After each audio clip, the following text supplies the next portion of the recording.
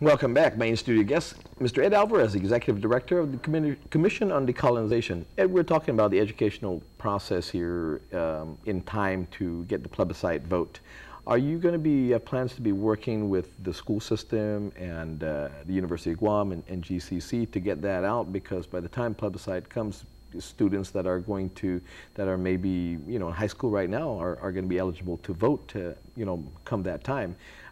What efforts or what are your intentions to get the word out there so they can, again, so the teachers, instructors can get the word and educate on the 3 different statuses that was called upon by law to vote for?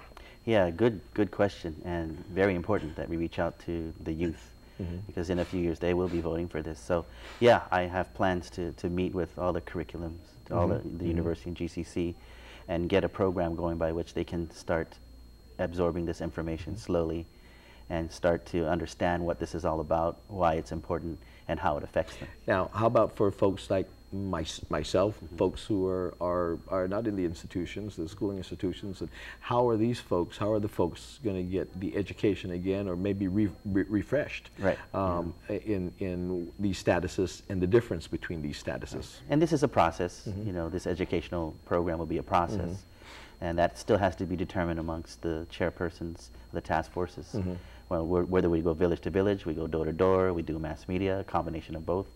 But yes, definitely there will be a good marketing campaign here first. Has the task force convened in a meeting here? Good question. Yes, we're going to convene very soon. We have all the members of the board of decolonization in place. You're fully boarded then. We're fully boarded. We just need to. Well, one thing I'm doing right now is I'm trying to get a review of the presentations. For the 3 status options, just to see where they're at.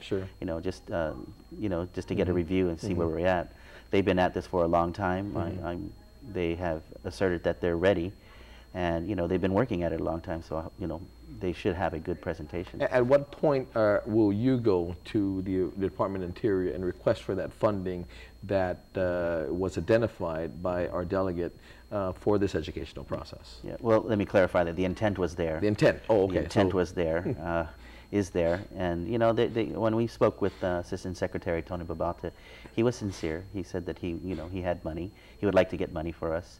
He was talking about $250,000, but that's a start, and plus there's be some hopefully local money that we get for that. Media is expensive. It's going to cost a lot more than that, so we're going to have to fundraise. And anymore, sincerity is only good for me if I see the cash in front of me. That's right. We don't get excited until we see the cash on the table, right? That's right. That's right. How many times do we see a big appropriations bill that is an empty appropriations, right? Right. Yeah. But I think this is, one of the foremost priorities in the administration. Hey, you've got an office now. Yes, I do. Finally got an office. I just painted it today. I just finished it. There we go. Painting it, and I'll be up and running. With an office now, so I do have an office. Actually, you're in the old Serrano's office, right? That's correct. That's what I was told. It was the old. Finally removed him.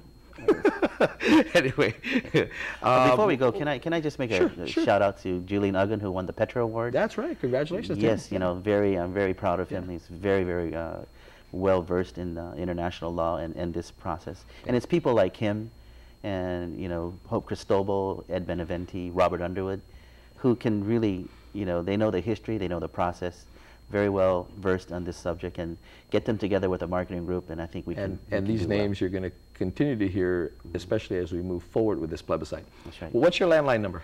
Folks can get a hold of you. 475-9130. 475-9130, and you're at the old Serrano's office at Adelup, the Governor's Complex, right? That's correct. Okay, great. Hey, that's going to do it for this version of The Buzz. Join me tomorrow morning on this 63, your Chamorro radio station, for more buzzing talk tomorrow morning. Dallas tomorrow at 637-6100. That's tomorrow morning, okay? Until then.